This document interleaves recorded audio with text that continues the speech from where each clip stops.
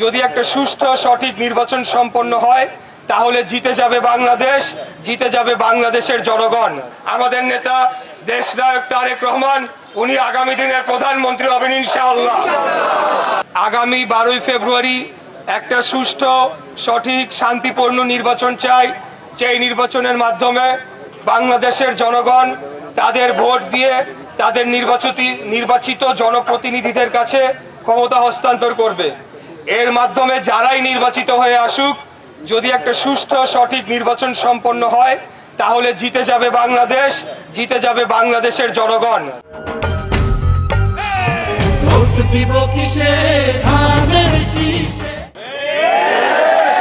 এই প্রক্রিয়াটা সুষ্ঠুভাবে সম্পন্ন করার জন্য আমাদের সর্বস্তরের নেতাকর্মীদের প্রতি আহ্বান জানাচ্ছি, আমরা শান্তিপূর্ণ পরিবেশ বজায় রাখব এবং আমাদের প্রতিদ্বন্দ্বী দলগুলোর পক্ষ থেকে যে কোনো উস্কানিমূলক আচরণ বা উস্কানিমূলক বক্তব্যের ফাঁদে আমরা পাড়া দিব না।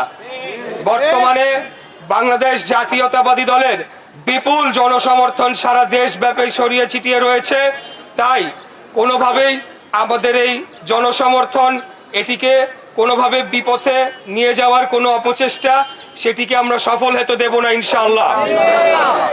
উপস্থিত ভাইরা,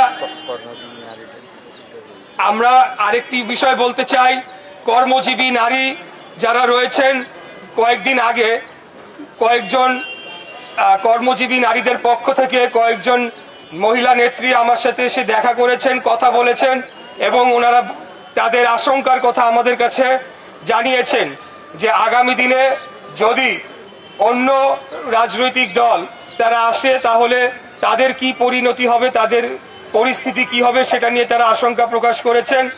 তো আমি ইনশাআল্লাহ বলতে চাই যে সেই ধরনের কোনো সুযোগ আমরা দিব না।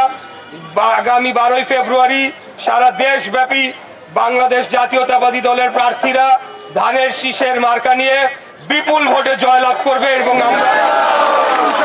এবং আমরা সরকার গঠন করতে যাচ্ছি ইনশাআল্লাহ। আমাদের নেতা দেশনায়ক তারেক রহমান উনি আগামী দিনের প্রধানমন্ত্রী হবেন ইনশাআল্লাহ।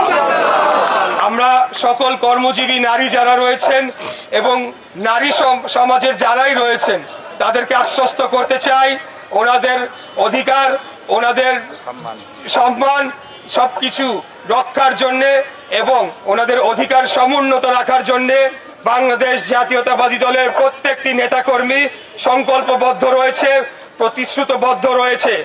আমরা আমাদের নেত্রী দেশনেত্রী বেগম খালেদা জিয়া উনি নারী নেতৃত্বের যে অনন্য দৃষ্টান্ত স্থাপন করে গিয়েছেন, ওনার আদর্শকে আমরা বুকে ধারণ করে আগামী দিনে নারী পুরুষ ধনী গরিব শিশু বৃদ্ধ যুবক ছাত্র সকলের মৌলিক অধিকার নাগরিক অধিকার রক্ষা করার জন্য আজীবন আমৃত্যু আমরা কাজ করে যাব ইনশাআল্লাহ।